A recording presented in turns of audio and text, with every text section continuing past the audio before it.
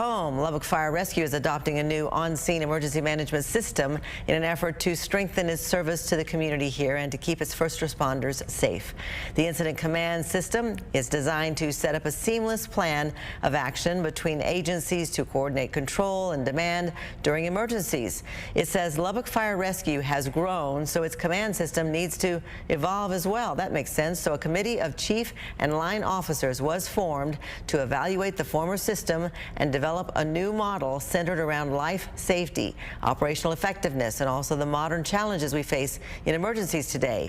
And before they can officially launch this new system, all Lubbock Fire Rescue crews and officers are receiving the training they need to allow what they call flawless execution when it's time to put this plan into